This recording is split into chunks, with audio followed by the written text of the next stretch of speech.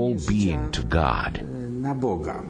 After immersing himself in prayer at Jasna Góra, Karol returned to Krakow, where he soon announced to friends his plans to become a Catholic priest.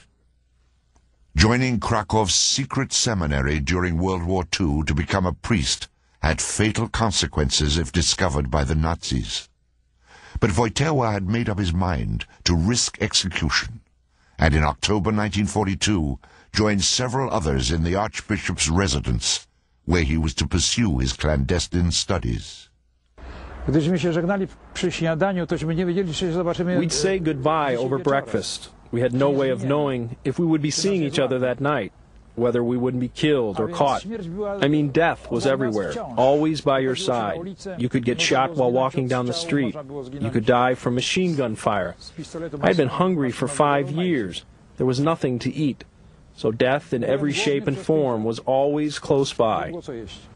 In the face of widespread evil and the atrocities of war, the value and meaning of the priesthood became much clearer to Karol. Because of the German invasion, the lives of countless families were in chaos, and war orphans were numerous. He saw the misery around him as a challenge to which he must respond in person, one by one, face to face. While still a seminarian, Karol was assigned to look after a group of children, victims of the war. Naturally, it wasn't limited to prayer. It was their entire life. One boy had nothing to eat. The Germans caught the father of another one. Someone got killed in a roundup. Someone had no shoes. Someone else had nothing to put in the stove. There was no coal. The day-to-day problems of the boys he was taking on just fell on him. And this is how he began to understand what ministry was about. Years after his ordination to the priesthood in 1946, these early experiences never diminished in Father Wojtyła. Even as a professor of ethics at the University of Lublin, their influence was still being felt. Our university was, and still is, back then it was even worse, very poorly funded. The students practically never got any financial help, and the living conditions were very poor. And people from all over Poland came to study here. Only a minority of students came from this area. And he initially left half of his professor's salary at my disposal. I told him who I wanted to give some money to, but he never interfered. Later, he left all his salary to be distributed among the needy. He stated only one condition: those who received it were not to know where it had come from. Father Karol Wojtyła, at age 38, was installed as an auxiliary bishop of Krakow. At the same time, Sister Faustina's revelations were being looked upon by the Vatican with strong suspicion. Critics believed her revelations overlapped or interfered with existing church devotions. We in Poland didn't think there was any interference, but the Vatican's opinion was different. Characteristically, Wojtyła, who was, after all, a bishop at the time, had reservations about the Vatican's decision. It only testifies to his greatness that he was mature enough to realize that a mistake had been made. Faustina had predicted in her diary in 1935, 3 years before her death, that her mission would face seemingly insurmountable obstacles, but that in the end, God would prevail. The time will come when this work which God so commends will be as though in complete ruin, and suddenly the action of God will come upon the scene with great power which will bear witness to the truth. Bishop Karol Wojtyła was the instrument of that action of God, referred to in Faustina's prophecy.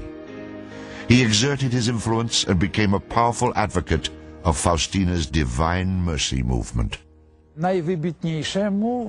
He gave Sister Faustina's journal to the most prominent dogmatic theologian in Krakow, Professor Ignatius Rosicki. He had been his professor too, and said, "Please examine it from a theological, dogmatic standpoint."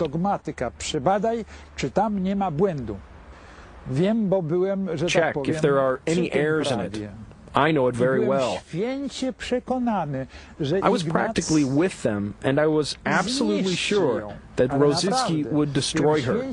I was really sure that he'd laugh at that little journal of hers. I was astonished when Rosicki proclaimed her work free from dogmatic error and deserving of utmost respect. Wojtyła's continual support over a span of many years, both as bishop and later as cardinal, eventually led to the opening of the official church investigation for Sister Faustina's possible canonization. Wojtyła was convinced that if there was ever an age in desperate need of divine mercy, it was his own. The world was thirsting for Faustina's message, and he knew it. As a spiritual child of wartime Krakow, who had lost many friends to the grisly massacre at nearby Auschwitz, Wojtyła was painfully aware of man's dark side. He understood the more the human conscience succumbs to secularization, the more it loses the very meaning of the word mercy. He knew the world would continue producing atrocities like those of Hitler, unless good people acted against them. I see him as a man who doesn't focus as much on standing up to evil or talking about how to avoid evil, as he teaches how to create good, and most of all, carries it into effect himself.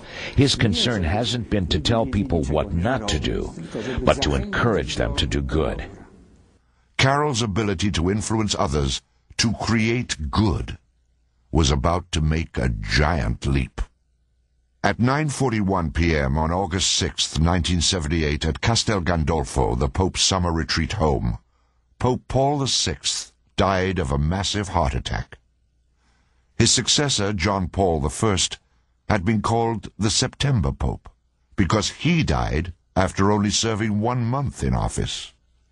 Cardinal Wojtyła, who was part of the conclave which elected John Paul I, flew back to Rome for the second time in 6 weeks to elect a new pontiff. At least one person in Rome sensed that Cardinal Wojtyła would participate in this conclave not simply as a spectator, but as a candidate as well. One day we were coming back to the Collegio when I asked him, "Did you buy a one-way or return ticket?" He answered, "Why, I'm going back to Krakow. I have work to do." But our Lord Jesus says, one must remain poor and give money to the needy instead of wasting it. Why did you buy the return ticket? He gave me that look. What's the matter? What are you staring at me like that for?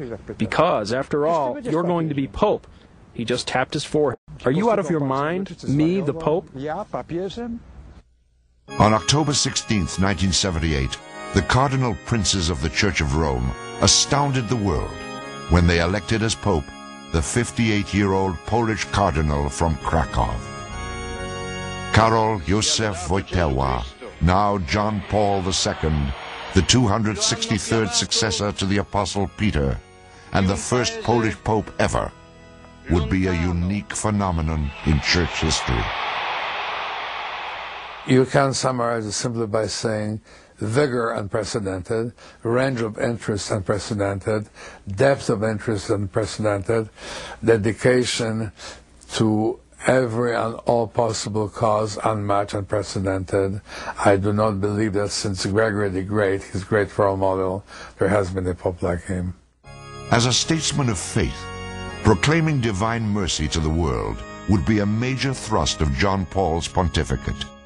One of his very first papal writings was an encyclical entitled Rich in Mercy, released in 1981.